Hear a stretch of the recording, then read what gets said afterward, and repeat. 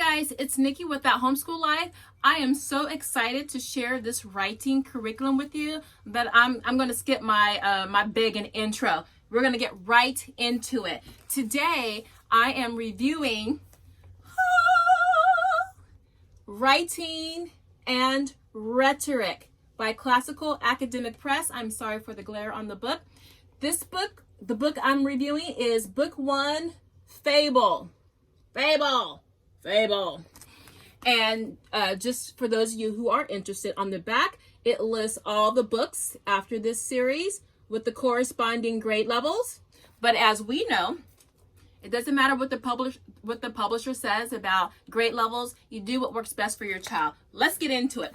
Now, quick backstory. I had 3 children, all had 3 different writing mindsets. My first 2 children were easy in their own different ways. This child, you know, you always got to have one child that keeps you on your knees. Like, oh Lord Jesus, Allah, Buddha, Jehovah's, Mars, Aphrodite, Tahuti, whoever you pray to, you were praying to them and just lighting candles like, oh, this child.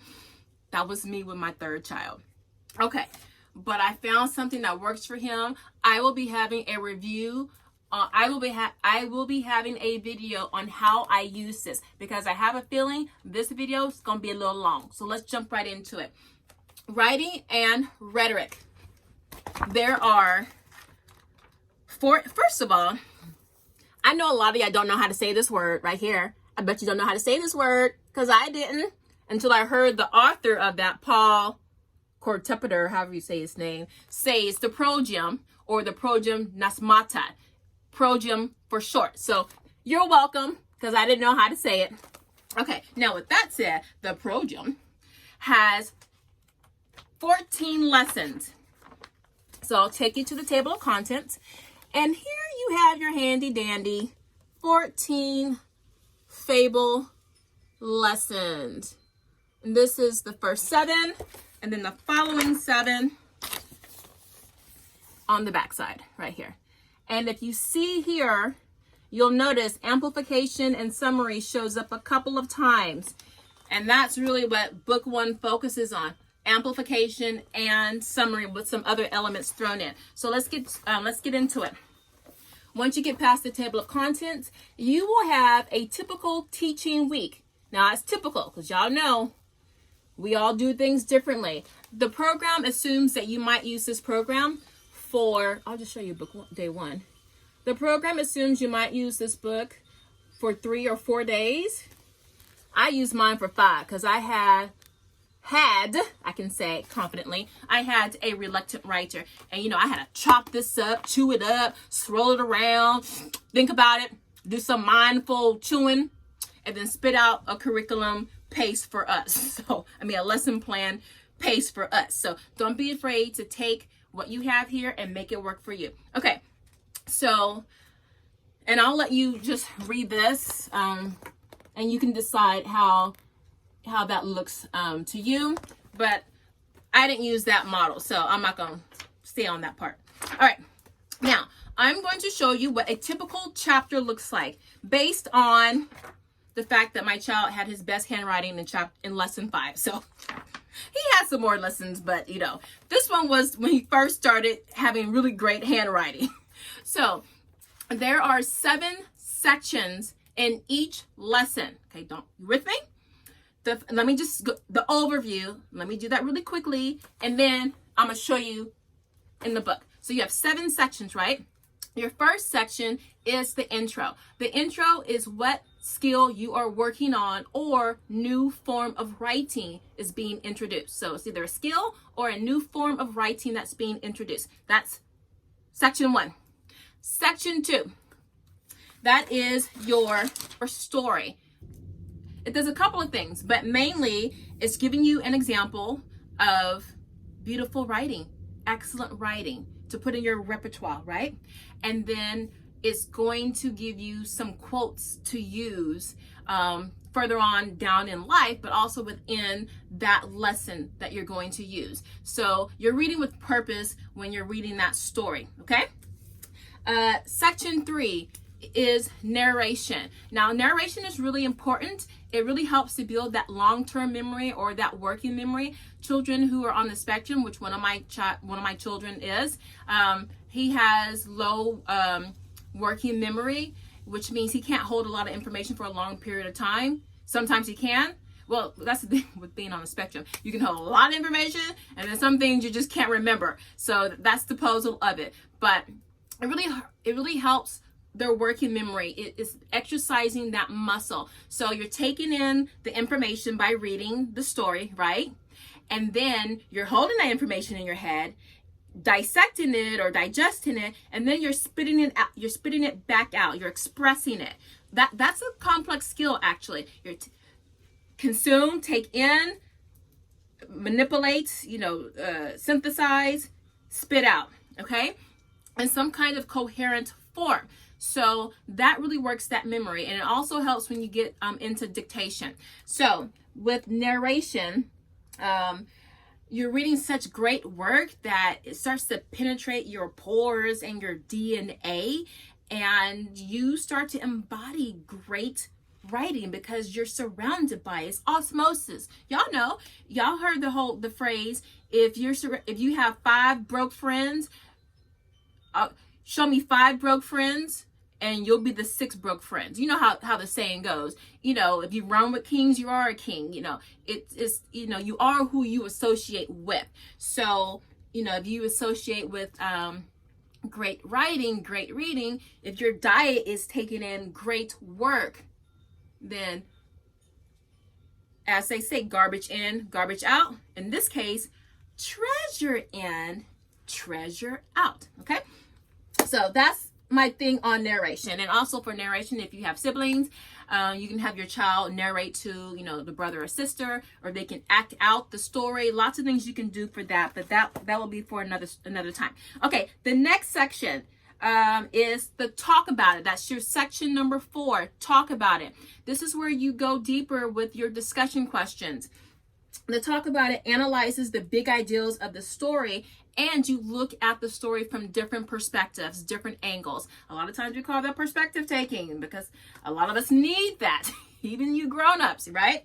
Also, you work on your critical and analytical thinking. Now, it's not in every lesson, but some lessons have images. And with those images, you're decoding these. I like to say decoding because I gotta make my stuff fun for my kids. I'm like, you spy, you got to decode this, you gotta crack the code. But it's really just, analyzing a picture, or in real life, you have to analyze or decode ads, videos, commercials, song lyrics, so many things that you need to decode so you can understand the meaning of it. What's being told to me, what's being left out, what does this really mean? So in the talk about it section, there's a lot going on for your child to really take in critically and analytically. So let's move on. Okay, so what do I have? I'm at section 1, 2, 3, 4, 5. Okay, 5 is go deeper. You'll start seeing some grammar elements in. You might have to bust out a dictionary or a thesaurus, but the mechanics of the language, if you will. That's my interpretation of it. So, but you will definitely need a dictionary or thesaurus in the go deeper section. Okay, so that's section 5. Section 6. Writing time. So you done sections 1, 2, 3, 4, 5. You didn't have your little drinks, your salad, your appetizer. Now you're at your entree, your writing part. Now within the writing part, you have I think 4 or 5 parts to the writing. That's your copy work, dictation, sentence play, the copiousness, and then whatever that basic ideal that's being taught in that lesson, in this case amplification, that will be in the writing part, and then you write and then you rewrite as you get further along in the book. Okay, and then the 7th and final section is the speak it section, where you work on your elocution, and that's it. So your 7 sections, it seems like a lot, but it's not. Clearly not, because they say you can do this in 3 to 4 days. So now that I just talked your ears off, let's get to the pictures. All right, so we are going to turn to chapter 5. Ooh, Lord. Okay, so let's get to it. So now you have your intro. Lesson 5, intro is amplification with a little catchy title about what's to come. And then you got your reading here. Sometimes there will be a vocabulary or two in that section, okay? Now, after you've read the intro, you're going into your fable. And there's always a picture associated with the fable or the story. And in this case, this is a very short fable because we're only week 5 into the book, or lesson 5. And then here's your moral at the bottom. You see that? Okay. Not too intimidating, right? Very easy. Now, after you do the reading, you're going to immediately have your child tell it back to you or narrate it back to you. And they always give you the first sentence to get started right here.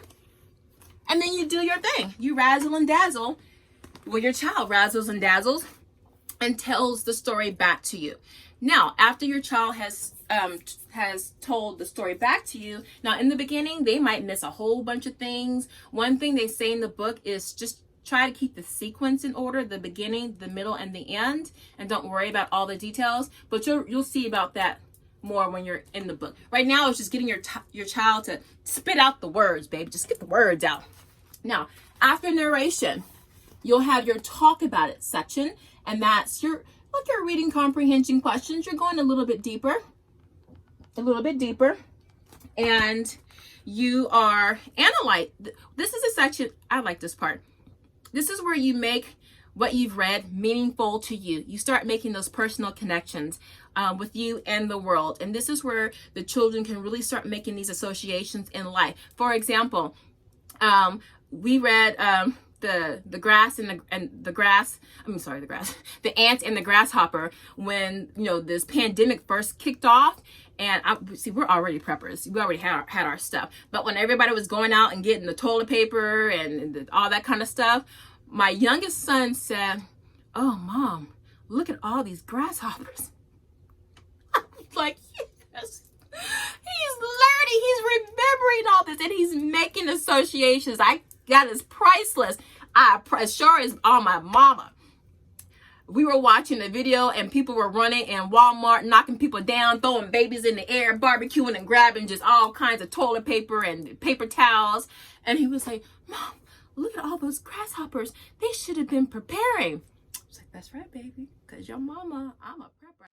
Mama is an ant." So that's just a nice bonus to this writing curriculum. They made lots of associations. The sour grapes. All my kids have been calling each other a sour grape fox all the time because they didn't get what they wanted and they kind of poo-poo it and like, "Oh, stop being a little fox. Stop being sour grapes." So that's another thing with the fables is making those personal connections, right? That's what I was talking about. And looking at stories from different angles. So the questions really help to sharpen those critical and analytical thinking skills. And that's also where you receive those images that I referred to earlier. Those images where you need to decode them and see what's being said here or what's not being said. Then you got your go deeper. And usually it's your little, I call it the grammar section. You see here, definition, dictionary. As you get further along, you'll be doing a lot of antonyms and synonyms. So definitely get the thesaurus because your child will need that. And then after that's your 5th section, you get to your writing time, okay? And this is usually like your day 3. For us, it was day 4, sometimes day 5, if it was that kind of week. But this is your writing section right here. And writing always starts with copy work. Usually it's a sentence in the beginning and then it revs up. And then following copy work, you have dictation. Dictation also revs up. Just be forewarned. But do you have to do all the sentences in dictation? Nope. You just... Look, sometimes we would spend 2 days on dictation. I'd be like, 1 sentence at a time. Doop, doop, doop. Because it's building confidence in your child. Don't worry about anybody else. You go at your speed. So just know you don't have to follow this speed, especially if you're working with a 3rd grader. After your dictation, you have your sentence play. Now, y'all remember what I said about sentence play, right? That's just manipulating sentences. How many different ways can we tear apart this sentence, okay? This is your plagiarism protector or preventer. You learn all kinds of ways to manipulate a sentence. You don't have to worry about your child copying and pasting other people's works, because they can take what they see, spin it up, chop it up, and spit out something for you. Here we go. Still sentence play, okay? And in this case, I think they take like a subject, and they take all the nouns, and each noun becomes a subject, and you have to like write a different subject. I don't go, whatever. But you know what I'm trying to say. Next is your copiousness.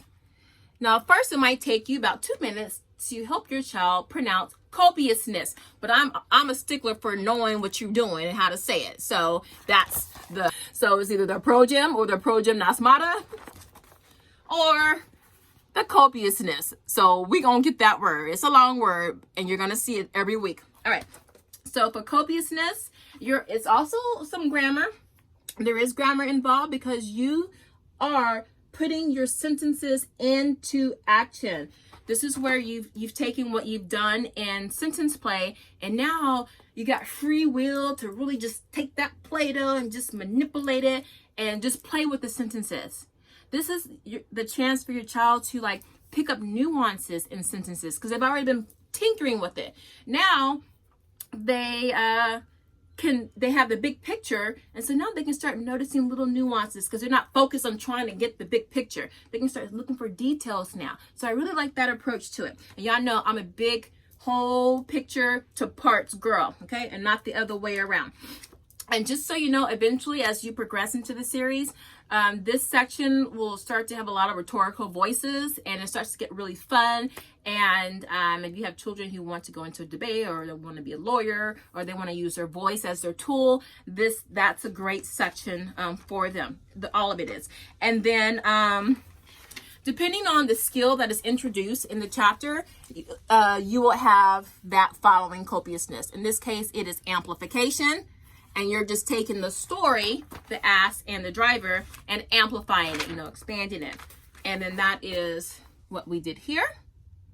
And there you go. This is my third grader's work. And then this is not in every lesson, but there will be some passages, some long passages, like they have the fisherman and the wife, and that's like 3 pages long. But they do have some poems, and we actually use this for memory work.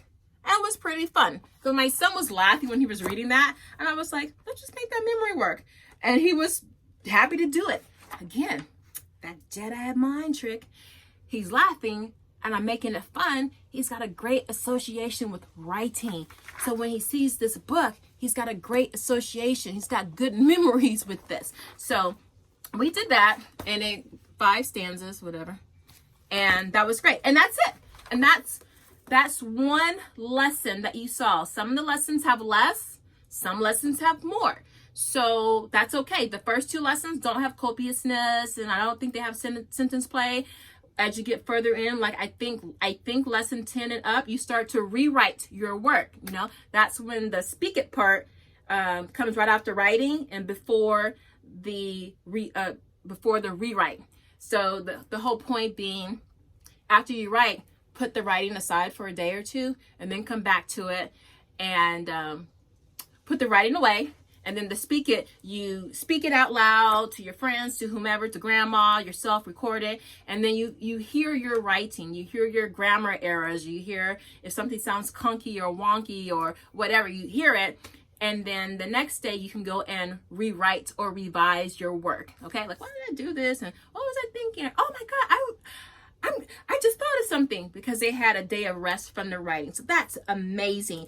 And coming from, I was always a wonderful writer and a voracious reader. And seriously, my verbal part on the SAT, I got a perfect score. Never had any training, no studies, nothing. But my mom, thank you, Mama, she had a whole bunch of books in the house. And back in Houston, when it's hot and there were no camps, no summer stuff, and the library was far down the street and my parents were at work, I had to be in the house.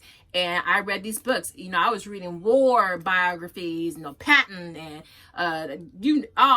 Genghis Khan. I was with a dictionary and a thesaurus that my parents had stolen from work because they worked from the government. And the government had these amazing reference books. So I guess my mom said, well, we're going to have those amazing reference books too. So I would read with a dictionary and a thesaurus beside me. And to this day, I always keep a little pocket-sized dictionary either in my purse or in my car. Okay, so getting off on a tangent, I love this writing. Now, this is really long, so I'm going to make another review with how I use this, okay? But now let me just cover some, oh, I'm not done. I know y'all, I'm all over the place. I'm just so excited. I just want to, oh, okay, one thing real quickly. No, I'll save that for how I use this. But for the book, in the back, you have words, glossary of the words that are introduced in the book. You know, your basic words, you know, well, some of them are not basic, like anthropomorphism, memorize, moral, points of view, stanza, synonym, third person. So basically, you know, your literature or your writing vocabulary, you know, what you need to know to be able to understand what you're doing. And then you have your vocabulary builder. And this is a short page, like a 3/4 page, half a page, nothing intimidating. And then at the very end, they recap or summarize everything in the book from lessons 1 to lesson 14. They recap or they summarize it. And look, I told my older child who finished this, I was like, look, man, they took 145 pages. And on the 146th page, they condensed 145 pages into what was that, 4 or 5 paragraphs? This is summary at its best. So that lets them know, hey, when those long reading passages come into play, they can tell it back. They can narrate it. If you can narrate a 100+ page book into a couple of paragraphs, you can narrate anything. All right, so I'm going to wrap that up.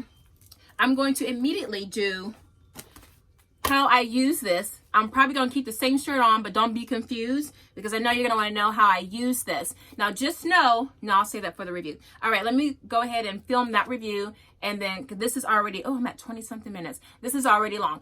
But I love Writing and Rhetoric by Classical Academic Press. This is book 1, Fable.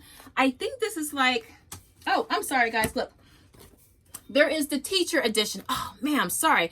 I forgot about the teacher edition. Just know you do need the teacher edition. In the beginning, I was like, this doesn't seem worth it. Because if the teacher edition looks exactly like the student book with only like an answer here, an answer there. And I'm like, I don't think this is worth it.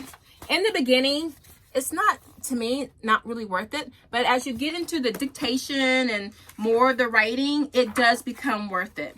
So here, this is dictation, what it looks like. They give you, and this corresponds with the writing and with Classical Academic Press's well-ordered language, which I used and I put away because I was like, oh, I don't know about this. But after doing this program, I think I'm going to make a mix of Michael Clay Thompson's Grammar Island and the well-ordered language. That's another video. But anyway, just so you know, this is what it looks like for dictation. It doesn't give you that much. It does give you some answers, but it could have gone a little bit more, I think, but it kind of gets the job done. All right, so, but it is essential. I just thought they could have done a little bit more. And there is also an audio. My kids love this. They listen to the stories all the time. And as an aside, if you have a struggling reader or writer, mainly a reader, play the story and have them read the fable while they're listening, okay? I actually have my children, for some books, that I have them read like at least 2 or 3 grade levels above their current level, and I'll either put on a YouTube video that has it or an audio book, and then they can read along. Not for the whole book, but definitely a couple of chapters. I'll have them, because we'll read aloud together, but I'll have them listen and then read. All right, so that is my review of Writing and Rhetoric by Classical Academic Press. This was book 1, Fable review. I hope you found some value out of this. If I've left something out, I'm sorry. I try to cover everything, but leave a comment below. Let me know if you use this, what you like about it, what you didn't like about it, how you manipulate it. There is a mom who uses the writing passages for cursive practice. I thought that was brilliant. I'm going to use that idea. Other than that, I think that's it. This is Nikki with That Homeschool Life. If you want to see more videos like this, please let me know by subscribing and hit that notification bell, so that way you'll know whenever I put something like this up and you can be in the know. All right, guys, I will see you on the next year. I will have the how I use Writing and Rhetoric video coming up, like right now. Okay, so there you go. So I will see you guys on the next year. Bye-bye.